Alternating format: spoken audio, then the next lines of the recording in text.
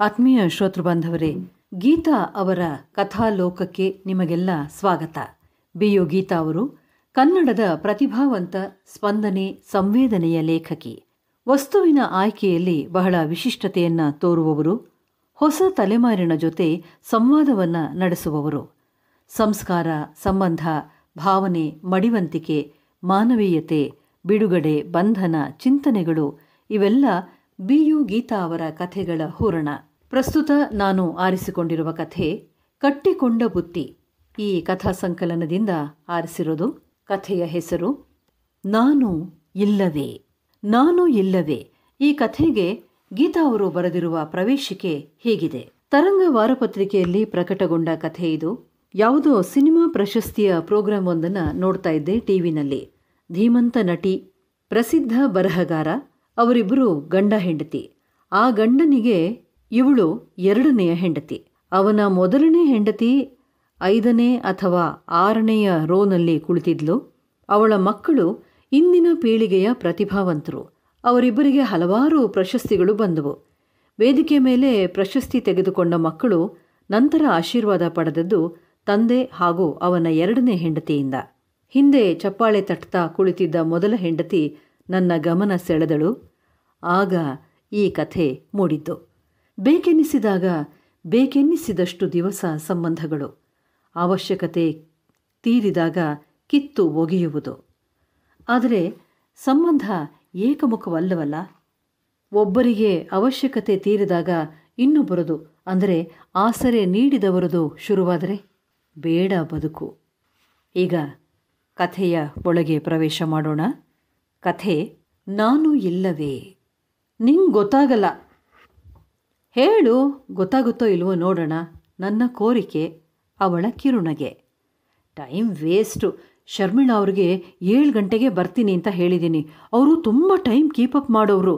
ನಂಗೆ ಲೇಟಾಗಿ ಹೋಗೋಕೆ ಇಷ್ಟ ಇಲ್ಲಪ್ಪ. ಸ್ಕ್ರಿಪ್ಟ್ ತೊಗೊಂಡು ಬಾ, ನೋಡ್ತೀನಿ ಅಂದಿದ್ದಾರೆ. ಸಜೆಷನ್ಸ್ ಕೊಡ್ತಾರೆ, ಸ್ಕ್ರಿಪ್ಟ್ನ ಟೈಟ್ ಮಾಡಿಕೊಡ್ತಾರೆ. ನಿಂಗೇನು ಗೊತ್ತಾಗುತ್ತೆ? ಕೈಯಲ್ಲಿ ಫೈಲು, ಬಗಲಲ್ಲಿ ಬ್ಯಾಗು, ಕಾಲನ್ನು ಅಪ್ಪಿ ಹಿಡಿದಿದ್ದ ಜೀನ್ಸು, ಮೈಯನ್ನು ಬಳಸಿದ್ದ ಟೀ ಶರ್ಟು, ನೀಳ ಕೊರಳು ಕಾಣಲಿ ಎಂಬಂತೆ ಎತ್ತಿ ಕ್ಲಿಪ್ನಲ್ಲಿ ಬಿಗಿದಿದ್ದ ಕಪ್ಪು ಕೆಂಚು ಕೂದಲು. ಬೆಳಿಗ್ಗೆ ಹೋಗಿದ್ರೆ ಆಗಿರೋದು. ಈಗ ಹೋದರೆ ಬರೋ ಹೊತ್ತಿಗೆ ಅಮ್ಮ ಪ್ಲೀಸ್, ನಾನೇನು ಎಳೆ ಹುಡುಗಿ ಅಲ್ಲಮ್ಮ. ಎಲ್ಲಿಗೆ ಎಷ್ಟೊತ್ತಿಗೆ ಹೊರಟರು ನಿನ್ನ ಗೊಣಗಾಟ ಕೇಳಿನೇ ಹೊರಡಬೇಕು. ಪ್ಲೆಸೆಂಟಾಗಿ ಕಳಿಸ್ಕೊಡೋಕ್ಕೆ ಬರಲ್ಲ ನಿಂಗೆ. You nag too much. ಹಾಂ, ನೆನ್ನೆ ಮೈಸೂರು ಪಾಕ್ ಮಾಡಿದ್ಯಲ್ಲ, ಡಬ್ಬಿಗೆ ಹಾಕ್ಕೊಡು. ಅಪ್ಪನಿಗಿಷ್ಟ. ನೀನೇ ಹಾಕ್ಕೊಂಡು ತೊಗೊಂಡು ಹೋಗು. ಓಹ್, ಅಪ್ಸೆಟ್ ಆಗೋಯ್ತಾ? ದಡ ಬಡ ಒಳ ನಡೆದ್ಲು. ಅಪ್ಸೆಟ್ ಆಗದೆ ಇರುತ್ತೆಯೇ? ಆದರೂ ಹಿಂದೆ ಹೋದೆ. ಯಾವ ಡಬ್ಬಿ?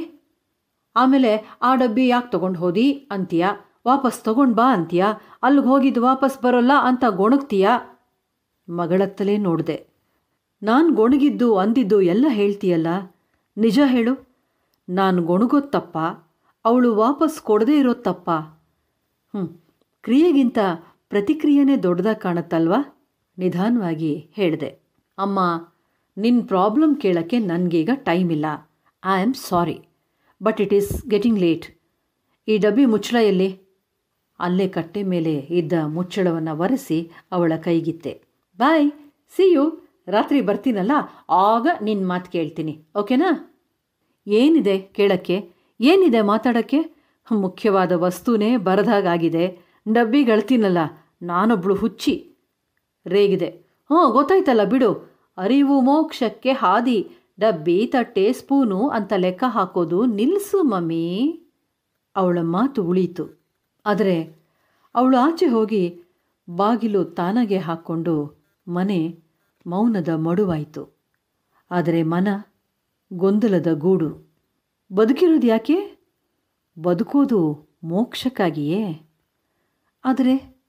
ಆದರೆ ನನಗೆ ಮೋಕ್ಷ ಬೇಡ, ಸಾವು ಬೇಡ. ಬೇಕಿರೋದು ಬದುಕು. ಗಂಡ, ಮನೆ, ಮಕ್ಕಳು ಅನ್ನುವ ಮಾಮೂಲಿ ಬದುಕು. ಲೆಕ್ಕ ತಪ್ಪಿದ್ದೆಲ್ಲಿ? ಹೊರಗೆ ಹೋದ ವಸ್ತು ಬರೆದಿದ್ದ ಮೇಲೆ ಅದನ್ನು ವಸೂಲು ಮಾಡುವ ತಾಕತ್ತೂ ಇಲ್ಲದ ಮೇಲೆ ಲೆಕ್ಕ ಹಾಕಿ ಏನು ಪ್ರಯೋಜನ? ಅವರು ಈ ಮನೆ ಹೊಸಲು ದಾಟಿ ಹೋಗಿ 24 ವರ್ಷವಾಯಿತು.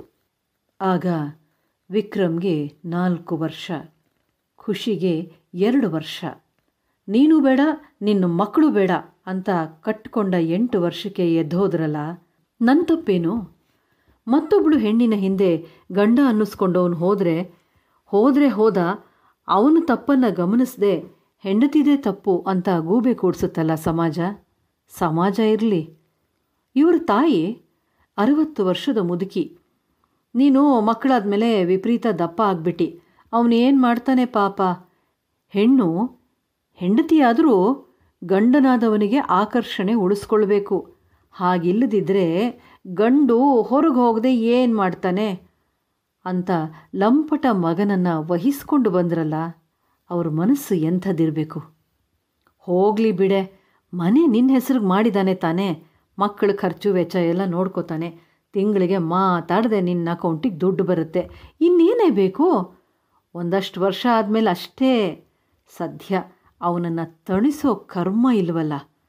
8 ವರ್ಷ ದಾಂಪತ್ಯ ನಡೆಸಿದ್ದಕ್ಕೆ ಜೀವನ ಪೂರ್ತಿ ನೀನು ಸಾಯೋವರೆಗೂ ದುಡ್ಡು ಅವನಿಗೆ ಮಾಡಿ ಹಾಕಬೇಕಾಗಿಲ್ಲ, ಅವನಿಗೆ ಸೆರಗು ಹಾಸಿ ನೆರಿಗೆ ಸಡಿಲಿಸಬೇಕಾಗಿಲ್ಲ. ಸ್ನೇಹಿತೆ ರುಕ್ಮಿಣಿಯ ಉವಾಚ. ದುಡ್ಡಿಗೆ ನೆರಿಗೆ ಸಡಿಲಿಸಲು ನಾನು ವೇಶ್ಯೆಯೂ ಅಲ್ಲ, ದುಡ್ಡಿಗೆ ಅಡುಗೆ ಮಾಡಿ ಹಾಕೋದಕ್ಕೆ ನಾನು ಅಡುಗೆಯವಳು ಆಗಿರಲಿಲ್ಲ. ಅವನ ಹೆಂಡತಿಯಾಗಿದ್ದವಳು ನಾನು. ದುಡ್ಡು ಕಾಸು ಬೇಕಿರಲಿಲ್ಲ ನನಗೆ. ಬೇಕಿದ್ದು ಗಂಡ, ಸಂಸಾರ. ಪ್ರೀತಿಸಿನೇ ಮದುವೆ ಆಗಿದ್ದು. ಅವರು ಸಿನಿಮಾ ಒಂದಕ್ಕೆ ಅಸಿಸ್ಟೆಂಟ್ ಡೈರೆಕ್ಟರ್ ಆಗಿದ್ದರು. ಆ ಸಿನಿಮಾದ ಪ್ರೊಡ್ಯೂಸರ್ ನಮ್ಮಪ್ಪ. ಪ್ರೀತಿ ಹುಟ್ಟಿತು, ಬೆಳೀತು. ಮದುವೆ ಅಂದ್ಕೊಂಡಾಗ ಅಪ್ಪ ಅಮ್ಮ ವಿರೋಧ ಮಾಡಿದ್ರು. ಸಿನಿಮಾ ರಂಗದಲ್ಲೇ ಇದ್ದರೂ ಅಪ್ಪನಿಗೆ ಸಿನಿಮಾ ರಂಗದಲ್ಲಿ ದುಡಿತಾ ಇರುವ ಒಬ್ಬನಿಗೆ ನನ್ನನ್ನು ಕೊಟ್ಟು ಮದುವೆ ಮಾಡೋದು ಬೇಕಿರಲಿಲ್ಲ. ಆದರೆ ನನ್ನ ಪ್ರೀತಿಯ ಹಠದ ಮುಂದೆ ಅಪ್ಪ ಸೋಲ್ಲೇಬೇಕಾಯಿತು. ಅಪ್ಪನ ಮುಂದಿನ ಚಿತ್ರದ ಹೀರೋ ಕೈಕೊಟ್ಟಾಗ ಅಳಿಯನನ್ನೇ ಹೀರೋ ಮಾಡಿದ್ರು ಅಪ್ಪ. ದುಡ್ಡಿನ ಮಳೆ ಹರಿದು ಬಂತು. ಇವರು ದೊಡ್ಡ ಹೀರೋ ಆಗಿ ಡೈರೆಕ್ಷನ್ ಕಡೆ ತಿರುಗಿ ನೋಡದಷ್ಟು ಬ್ಯುಸಿ. ಅಪ್ಪನ ಮುಂದಿನ ಚಿತ್ರಕ್ಕೆ ಡೇಟ್ ಕೊಡಲಾರದಷ್ಟು ಬಿಸಿ. ಬೇರೆ ಯಾರನ್ನೋ ನಾಯಕನನ್ನಾಗಿ ಹಾಕ್ಕೊಂಡು ಕೈ ಸುಟ್ಕೊಂಡ್ರು ಅಪ್ಪ. ಇವರ ಅದೃಷ್ಟವೇ ಅದೃಷ್ಟ. ಮುಟ್ಟಿದ್ದೆಲ್ಲ ಚಿನ್ನವಾಗ್ತಾ ದೊಡ್ಡ ಸ್ಟಾರ್ ಆದರು. ಮನೆ, ಮಕ್ಕಳು, ಸ್ನೇಹಿತರು, ಇಷ್ಟೇ ಆಗಿತ್ತು ನನ್ನ ಪ್ರಪಂಚ.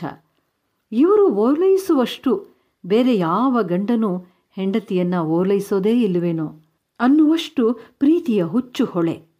ಅಪ್ಪ, ಅಮ್ಮ, ಅಕ್ಕ ಎಲ್ಲ ದೂರ. ನಂಗೆ ಯಾರೂ ಬೇಕಿರಲಿಲ್ಲ ಕೂಡ. ದಿನ ಕಳೆದಂತೆ ಅವರ ಓಲೈಸುವಿಕೆ ನನ್ನ ಬಳಿ ಬರೀದೇ ರಿಹರ್ಸಲ್ಲೋ ಏನೋ ಅನ್ನುವಷ್ಟು ಹುಡುಗಿಯರು ಅವರ ಬಲೆಯಲ್ಲಿ. ಇಂದು ಅವರ ಕಣ್ಸೆಳೆದ ಹೆಣ್ಣು ನಾಳೆ ಬಗಲಿಗೆ ಬರಬೇಕು. 2 ದಿನ ಅಷ್ಟೇ. ಅವಳು ಸಾಕು. ಮತ್ತೊಬ್ಬಳು. ಆಶ್ಚರ್ಯ ಅಂದರೆ ಮದುವೆಯ ಭರವಸೆ ಇಲ್ಲದೆ, ದುಡ್ಡಿನ ಆಮಿಷ ಇಲ್ಲದೆ, ಮುಂದಿನ ಚಿತ್ರದಲ್ಲಿ ಪಾತ್ರ ಗ್ಯಾರಂಟಿ ಅನ್ನುವ ವಿಶ್ವಾಸವೂ ಇಲ್ಲದೆ ಹೆಣ್ಣುಗಳು ಅವರ ಜೊತೆ ಸಂಬಂಧ ಬೆಳೆಸಿದ್ದು.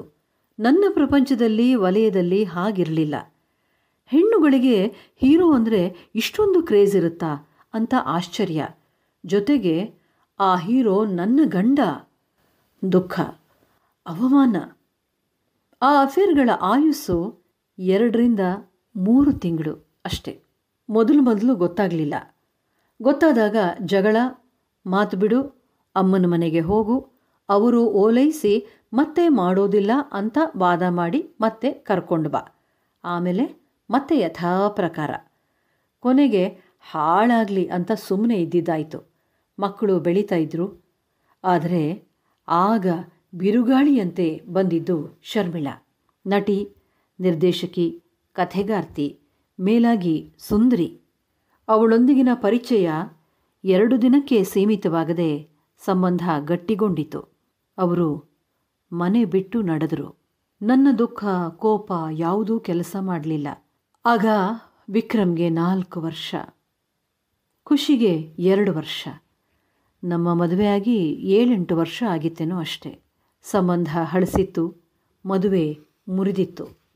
ಪ್ಲೀಸ್, ನಿಂಗೆ ಬೇಕಾದ್ದು ಕೊಡ್ತೀನಿ, ನನಗೆ ಬಿಡುಗಡೆ ಕೊಡು ಅಂತ ಅವರು ಅಂಗಲಾಚಿದಾಗ ಕಂಬನಿ ಇಂಗಿ ಹೋಯಿತು. ಬಿಡುಗಡೆ? ನನಗೆ ಬೇಕಾಗಿರೋದು ಅವರು, ಆದರೆ ಅವರಿಗೆ ನಾನು ಬೇಡವಾಗಿದ್ದೆ. ಸಂಬಂಧ ಹೇಗೆ ಉಳಿಯೋದು? ಯಾಕೆ ಉಳಿಬೇಕು? ವಿಚ್ಛೇದನಕ್ಕೆ ಸಹಿ ಹಾಕಿದೆ. ನಾನು ಏನೂ ಕೇಳದೆಯೇ ಮನೆ, ದುಡ್ಡು, ಕಾಸು ಕೊಟ್ಟರು. ಮಕ್ಕಳೂ ನನಗೆ. ಅವರಿಗೆ ಬರೀ ವಿಸಿಟಿಂಗ್ ರೈಟ್ಸ್. ಅವಳಿಗೆ ಮಕ್ಕಳಾಗಲಿಲ್ಲ. ಬೇಡವೆಂದೂ ಆಗಲಿಲ್ಲವೋ ಅಥವಾ ಆಗಲಿಲ್ಲವೋ ಗೊತ್ತಿಲ್ಲ. ತಿಳಿದುಕೊಳ್ಳೋದು ನನಗೆ ಬೇಕಾಗೂ ಇರಲಿಲ್ಲ. ವಾಸಿಸುತ್ತಾ ಇದ್ದ ಮನೆಯಿಂದ ಹೊರಗೆ ಹೋದವರು ಅವರು. ಮನೆ ನನಗೆ, ಮಕ್ಕಳು ನನಗೆ. ನಾನು ಒಪ್ಪಿದಾಗ ವಿಕ್ರಮ್ ಹಾಗೂ ಖುಷಿಯನ್ನು ಅವರು ಭೇಟಿಯಾಗಬಹುದು. ಬೀಗಿದೆ.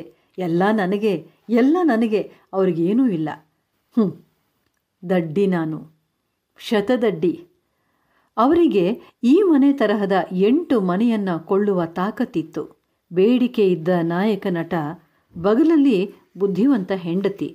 ಮಧ್ಯೆ ಮಧ್ಯೆ ಬೇಕೆನಿಸಿದಾಗ ಹೆಣ್ಣುಗಳು ಬಗಲಿಗೆ ಮಗ್ಗಲಿಗೆ. ಹೆಂಡತಿ ಅನ್ನಿಸಿಕೊಂಡ ಅವಳಿಂದ ಅದಕ್ಕೆ ವಿರೋಧ ಇದ್ದಂತೆ ಕಾಣಲಿಲ್ಲ. ಆ ಸಮಯದಲ್ಲಿ ಶಾಲೆಗೆ ಹೋಗುವ, ಹುಷಾರು ತಪ್ಪುವ, ಎಲ್ಲವನ್ನೂ ಪ್ರಶ್ನಿಸುವ, ಸಮಯವನ್ನು ಡಿಮ್ಯಾಂಡ್ ಮಾಡುವ ಮಕ್ಕಳು ಅವರಿಗೆ ಬೇಕಿರಲಿಲ್ಲ. ಕಾಲೇಜ್ಗೆ ಬರೋ ಹೊತ್ತಿಗೆ ವಿಕ್ರಮ್ ಹಾಗೂ ಖುಷಿ ಅವರನ್ನು ಭೇಟಿಯಾಗೋದು ಹೆಚ್ಚಾಯಿತು. ಅಂಥ ಖ್ಯಾತಿವೆತ್ತ ನಾಯಕ ನಟನ ಮಕ್ಕಳು ನಾವು ಅನ್ನುವ ಹಮ್ಮು ಮಕ್ಕಳಿಗೆ ಬೇಕಿತ್ತು. ಲಾಲನೆ ಪಾಲನೆ ಬೇಕಿಲ್ಲದ ಮಕ್ಕಳು ಅವರಿಗೂ ಬೇಕಿತ್ತೇನೋ. ಮೊದಲು ನನಗೆ ಸಂತಸವೇ ಆಯಿತು. ನನ್ನ ಬಿಟ್ಟು ಹೋದರೂ ನನ್ನ ಮಕ್ಕಳು ಬೇಕು.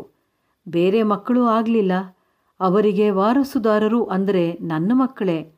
ನನ್ನ ಅಸ್ತಿತ್ವ ನನ್ನ ಮಕ್ಕಳಲ್ಲಿ. ಅವರಿಗೆ ನಾನೇ ಬೇಕು, ನಾನೇ ಎಂಬ ಭಾವ ನನ್ನಲ್ಲಿ. ಆದರೆ ಜವಾಬ್ದಾರಿ ಹೊರದವರ ಪ್ರೀತಿ ಮಕ್ಕಳಿಗೆ ಆಪ್ಯಾಯಮಾನ. ವಿಕ್ರಮ್ಗೆ ಕೇಳಿದಾಗೆಲ್ಲ ದುಡ್ಡು, ಓದಬೇಕಾದ ಕಾಲೇಜಿಗೆ ಮೆರಿಟ್ ಇಲ್ಲದೇ ಇದ್ದಾಗ ಡೊನೇಷನ್ನು, ಖುಷಿಗೆ ಅವಳ ಕವನ ಕಥೆಗಳಿಗೆ ಪ್ರೋತ್ಸಾಹ, ಪ್ರಕಾಶಕರ ಪರಿಚಯ ಅಪ್ಪನ ಮೂಲಕ. ಕವನ ಸಂಕಲನಕ್ಕೆ ಮುನ್ನುಡಿ ಶರ್ಮಿಳಾಯಿಂದ, ಬಿಡುಗಡೆಗೆ ಅಧ್ಯಕ್ಷರು ಇವರು. ಬೇಸರವಾಗಬಹುದು ಅಂತ ಸಮಾರಂಭಕ್ಕೆ ಆಹ್ವಾನವೇ ಇಲ್ಲ ನನಗೆ. ಒಟ್ಟಿನಲ್ಲಿ ಅಸ್ತಿತ್ವದ ಹುಡುಕಾಟದಲ್ಲಿ ಇರುವ ಮಕ್ಕಳಿಗೆ ಈಗ ಅಪ್ಪ ಬೇಕು, ನಾನು ದೂರ. ಅವನ ಮಕ್ಕಳು ನನ್ನವೇ ಅನ್ನುವ ಧಾರಾಳತನ ಅವಳದು. ಪತ್ರಿಕೆಯವರಂತೂ ಅದನ್ನು ಹಾಡಿ ಹೊಗಳಿ ಹೆಮ್ಮೆಯ ತ್ಯಾಗದ ಗರಿ ಅವಳ ತಲೆಗೆ. ಈಗ ನನಗನ್ನಿಸ್ತಾ ಇದೆ, ಅವಳಿಗೆ ಮಕ್ಕಳಾಗಿದ್ದಿದ್ರೆ ನನ್ನ ಮಕ್ಕಳು ನನ್ನವಾಗಿಯೇ ಉಳಿಯುತ್ತಿದ್ದರೇನೋ. ಈಗ ಈ ಇಳಿವಯಸ್ಸಿನಲ್ಲಿ ನನಗೆ ಯಾರೂ ಇಲ್ಲ ಅನ್ನುವ ಅನಾಥ ಭಾವ. ವಿಕ್ರಮ್ ತಾನು ಮದುವೆಯಾಗ ಬಯಸಿದ ನಫೀಸಾಳನ್ನು ಮೊದಲು ಪರಿಚಯ ಮಾಡಿದ್ದು ಅವಳಿಗೆ, ನನಗಲ್ಲ. ಖುಷಿ ತನ್ನ ಕವನ ಸಂಕಲನದ ಮುನ್ನುಡಿಯಲ್ಲಿ ಹೆಸರಿಸಿದ್ದು, ವಂದಿಸಿದ್ದು, ಖುಷಿಯ ಮೊದಲ ಶಾರ್ಟ್ ಫಿಲ್ಮ್ನ ಕ್ರೆಡಿಟ್ನಲ್ಲಿ ಮೊದಲ ವಂದನೆ ಅವಳಿಗೆ, ನನಗಲ್ಲ. ಯಾರ ಮೂಲಕ ಗುರುತಿಸ್ಕೊಂಡ್ರೆ ಬೆಳಿಬಹುದು ಅನ್ನೋದು ರಕ್ತದಿಂದ ಬಂದ ಗುಣ ನನ್ನ ಮಕ್ಕಳದು. ನನಗರಿವಿಲ್ಲದೆ ನನ್ನ ಬಾಳನ್ನು ಆಕ್ರಮಿಸಿಕೊಂಡಿರುವ ಅವಳಿಗಾದರೂ ಅದರ ಅರಿವಿದೆಯೇ? ಅವಳನ್ನು ಭೇಟಿಯಾಗಬೇಕು. ಗಂಡನನ್ನು ಬಿಟ್ಕೊಟ್ಟೆ, ಮಕ್ಕಳನ್ನು ನನಗೆ ಬಿಟ್ಟುಬಿಡು ಅನ್ನಬೇಕು. ಗಂಡನನ್ನು ಬಿಟ್ಕೊಟ್ಟೆ ಅಂದರೆ ಏನು? ನೀನು ಬಿಟ್ಟಿದ್ದಕ್ಕೆ ಬಂದಿದ್ದೆ ಅವರು ಅಂತ ಅವಳು ಪ್ರಶ್ನೆ ಮಾಡಿದ್ರೆ ಉತ್ತರ ಎಲ್ಲಿದೆ ನನ್ನ ಹತ್ರ?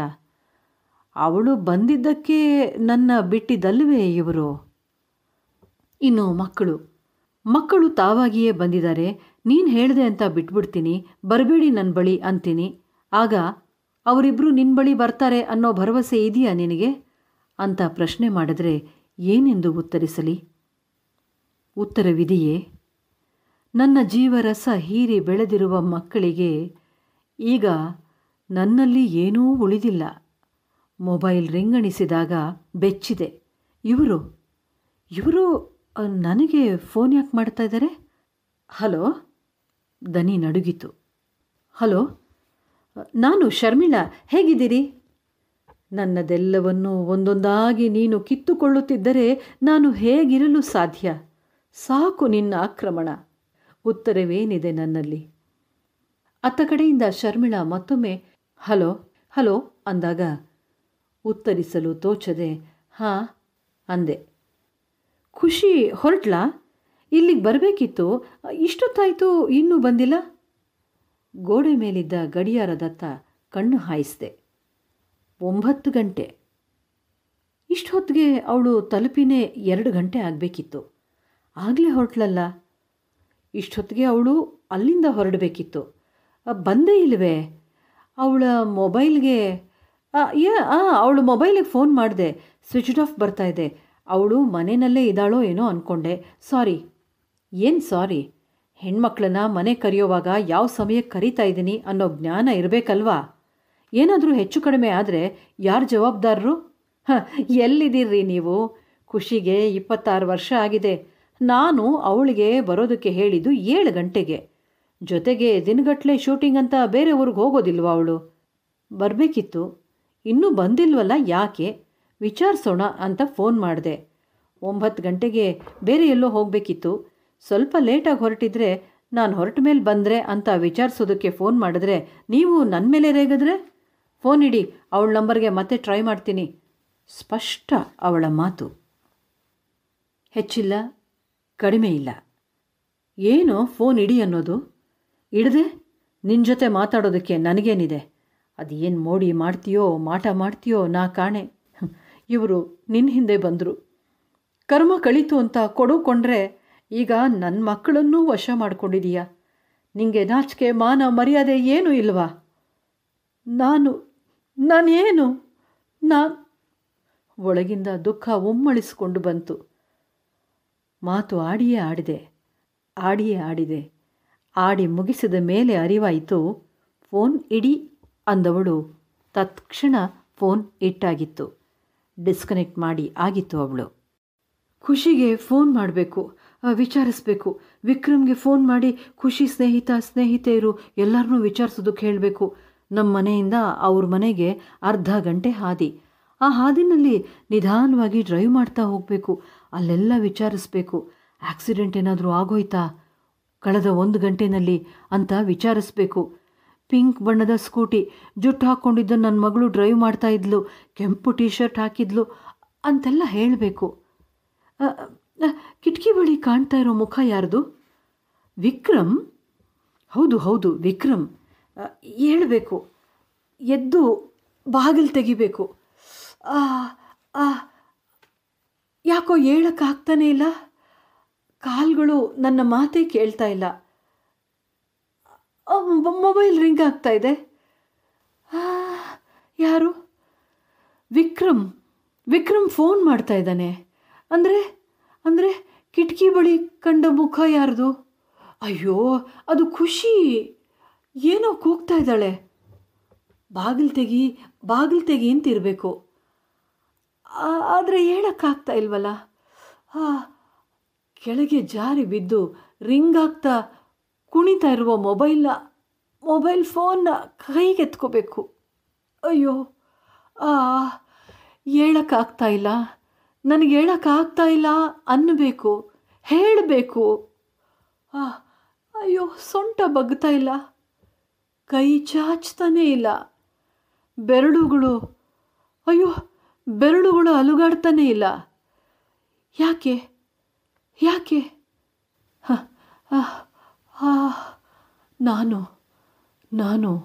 ನಾನು ಹೀಗೆ ಹೋಗಿಬಿಟ್ರೆ ಯಾರಿಗೂ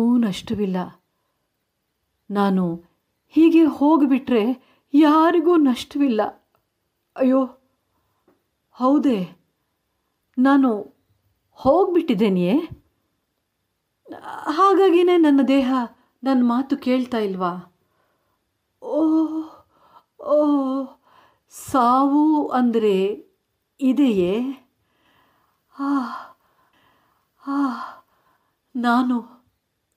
ನಾನು ಇಲ್ಲವೇ? ನನಗೆಲ್ಲೂ ನೋವಿಲ್ಲ. ನೋವಿಲ್ಲದೆಯೇ ಜಡವಾಗುವುದು ಸಾವು. ನೋವಿಲ್ಲದೆಯೇ ಜಡವಾಗುವುದು ಸಾವು.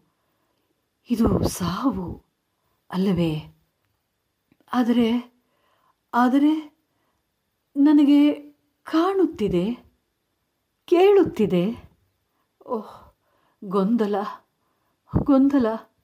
ಕಾಣುತ್ತಿರುವುದು ಕಣ್ಣಿನಿಂದಲೇ, ಕೇಳುತ್ತಿರುವುದು ಕಿವಿಯಿಂದಲೇ. ಅಲ್ಲ ಅಲ್ಲ ಎನಿಸುತ್ತಿದೆ. ಏಳಬೇಕು ಏಳಬೇಕು ಏಳಬೇಕು. ಎದ್ದರೆ ಎಲ್ಲ ಸರಿ ಹೋಗುತ್ತದೆ, ಎದ್ದರೆ ಎಲ್ಲ ಸರಿ ಹೋಗುತ್ತದೆ. ಆದರೆ ಆದರೆ ನಾನು ಏಳುತ್ತಿಲ್ಲ ಏಳುತ್ತಿಲ್ಲ. ವಾಲುತ್ತಿದ್ದೇನೆ ವಾಲುತ್ತಿದ್ದೇನೆ. ಏಳುತ್ತಿಲ್ಲ ಏಳುತ್ತಿಲ್ಲ. ವಾಲುತ್ತಿದ್ದೇನೆ ವಾಲುತ್ತಿದ್ದೇನೆ. ಏಳುತ್ತಿಲ್ಲ. ವಾಲುತ್ತಿದ್ದೇನೆ ವಾಲುತ್ತಿದ್ದೇನೆ. ಏಳುತ್ತಿಲ್ಲ. ಅಂದರೆ ವಾಲುತ್ತಿದ್ದೇನೆ. ಅಂದರೆ ನಾನು ಇಲ್ಲವೇ? ಅಂದರೆ ನಾನು ಇಲ್ಲವೇ? ನಾನು ಇಲ್ಲವೇ? ನಾನು ಇಲ್ಲವೇ? ನಾನು ಇಲ್ಲವೇ? ನಾನು ಇಲ್ಲವೇ? ನಾನು ಇಲ್ಲವೇ? ನಾನು ಇಲ್ಲವೇ? ನಾನು ಇಲ್ಲವೇ? ನಾನು ಇಲ್ಲವೇ? ನಾನು ಇಲ್ಲವೇ? ಕಟ್ಟಿಕೊಂಡ ಬುತ್ತಿ ಕಥಾ ಸಂಕಲನದಿಂದ ಆರಿಸಿದ ಬಿ.ಯು. ಗೀತಾ ಅವರ ಕಥೆಯನ್ನು ಇದುವರೆಗೆ ಕೇಳಿದಿರಿ. ಓದಿದವರು ಬಿ.ಕೆ. ಸುಮತಿ.